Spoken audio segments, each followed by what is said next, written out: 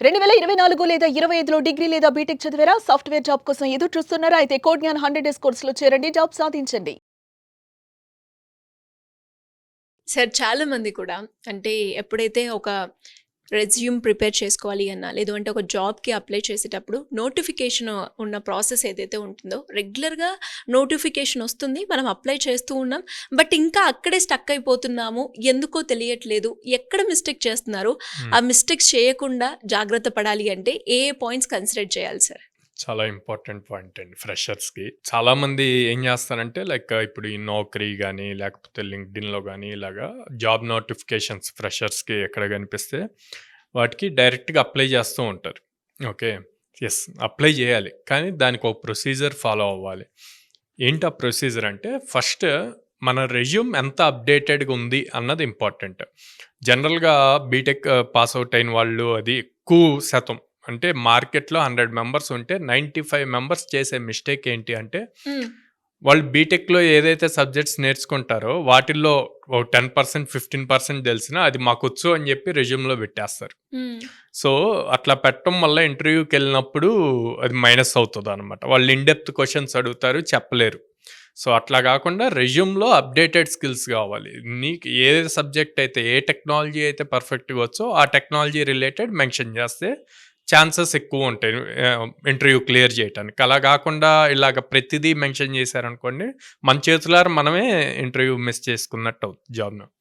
Second thing, కనిపించిన ప్రతి job అప్లికేషన్కి నోటిఫికేషన్కి సేమ్ అప్లికేషన్ని అప్లై చేస్తారు, సేమ్ రెజ్యూమ్ని. సో రెజ్యూమ్ని మాడిఫై చేయరు. జాబ్ డిస్క్రిప్షన్లో కొన్ని స్కిల్స్ ఉంటాయి, ఆ స్కిల్స్ ఏంటి అని చూడరు. ఫ్రెషర్, సిఎస్సి వాళ్ళ ఐటీ వాళ్ళ ఎలిజిబుల్ అన్నది చూస్తారు. వీళ్ళ బ్రాంచ్ ఎలిజిబుల్ అని చెప్పుంటే ఆటోమేటిక్గా అప్లోడ్ చేయాలి. అట్లా కాదు, మనకి ఇప్పుడు అప్లికేషన్ ట్రాకింగ్ సిస్టమ్స్ అని చెప్పి వచ్చాయండి. సో ఇదివరకు ఒక 5-6 ఇయర్స్ బ్యాక్ మొత్తం మాన్యువల్గా జరిగేది, ఇప్పుడు అంతా ఆటోమేషన్. సో రెజ్యూమ్ అప్లోడ్ చేసినప్పుడు వాళ్ళు ఇచ్చిన జాబ్ డిస్క్రిప్షన్లో ఏవైతే స్కిల్స్ ఉన్నాయో ఆ స్కిల్స్ ఈ రెజ్యూమ్లో ఉంటేనే, మెన్షన్ చేసి ఉంటేనే వీళ్ళు షార్ట్ లిస్ట్ అవుతారు నెక్స్ట్ రౌండ్ ఆఫ్ ఇంటర్వ్యూకి. అలా మెన్షన్ చేయలేదు అంటే అవదు. సో మ్యాక్సిమం స్టూడెంట్స్ చేసేది ఏదైనా అవేం చెక్ చేయరు, చెక్ చేయకుండా అప్లై చేస్తూ ఉంటారు. తర్వాత కవర్ లెటర్ అని చెప్పి రాస్తాం. రెజ్యూమ్ ఏదైతే మెయిల్ చేస్తామో మెయిల్ చేసే ముందు కవర్ లెటర్ రాస్తాం. ఆ కవర్ లెటర్ కూడా అన్ని జాబ్ పోస్ట్స్కి సేమ్ అప్లై చేస్తాం. సింపుల్ ఏంటంటే కొన్ని కంపెనీస్లో డిఫరెంట్ రోల్స్కి ఒకేసారి ఫ్రెషర్కి హైరింగ్ ఇస్తారు. అలా ఇచ్చినప్పుడు సేమ్ హెచ్ఆర్ ఈ 2 జాబ్ పోస్ట్స్కే ఉంటారు. ఉన్నప్పుడు ఒకే పర్సన్ రెండిటికి అప్లై చేసా అనుకోండి, హెచ్ఆర్ ఫీలింగ్ ఎలా ఉంటుంది? ఓకే, సో అక్కడ చాలా ఇంపార్టెంట్ కవర్ లెటర్. మనం ఏ జాబ్కి అప్లై చేస్తున్నాం, ఏ రోల్కి అప్లై చేస్తున్నాము, మనం ఎందుకు సెట్ అవుతాము అన్నది క్లియర్గా రాసి please go through the attached file ఏదైతే అటాచ్ చేస్తున్నామో అది చూడండి అని చెప్పి రిక్వెస్ట్ చేస్తూ ఆ కవర్ లెటర్ ప్రాపర్గా రాయాలి. అలా రాయకుండా అన్నిటికీ సేమ్ కవర్ లెటర్ పెట్టేసి అన్నిటికీ సేమ్ రెజ్యూమ్ పెట్టేశారు అంటే అక్కడే maximum number of opportunities miss అవుతారు. థర్డ్, ఎప్పుడైతే రెజ్యూమ్స్ పంపించారో అప్లై చేశారు, ఓకే, తర్వాత ఫాలో అప్ అన్నది ఇంపార్టెంట్. ఓకే, ఆ ఫాలో అప్ అన్నప్పుడు జనరల్గా అందరూ ఏం చేస్తారంటే డైరెక్ట్గా హెచ్ఆర్కి కాల్స్ చేస్తారు. కాల్స్ చేయకూడదు. త్రూ మెయిల్ కానీ లేకపోతే త్రూ లింక్డ్ఇన్ ప్రొఫైల్ కానీ మేము ఇట్లాగ అప్లై చేసాము, మీ కంపెనీలో ఎట్లా ఉంది, మే నో ద స్టేటస్ అని చెప్పి అట్లాగా అడగచ్చు. అండ్ ఒకవేళ ఫస్ట్ రౌండ్ సెకండ్ రౌండ్ అట్లా కంప్లీట్ అయ్యాక ఫీడ్బ్యాక్ తీసుకోవటం అన్నది కూడా చాలా ఇంపార్టెంట్.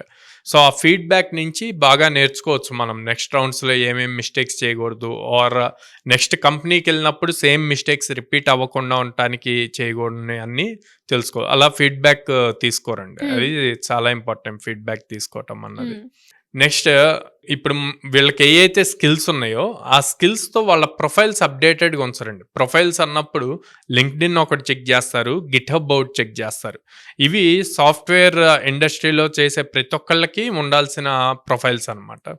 సో ఈ ప్రొఫైల్స్ ఏవి అప్డేటెడ్గా ఉంచరు. ఎప్పుడైతే రెజ్యూమ్ పంపిస్తారో ఇంటర్వ్యూయర్ ఈ ప్రొఫైల్స్లోకి వెళ్ళి వీళ్ళ నేమ్ సెర్చ్ చేసి చూసినప్పుడు ఈ అప్డేటెడ్గా ఉంటే గనక చాలా ప్లస్ పాయింట్ అవుతుంది వాళ్ళకి. అవి లేకపోవటం కూడా కొంత మైనస్ అవుతుంది.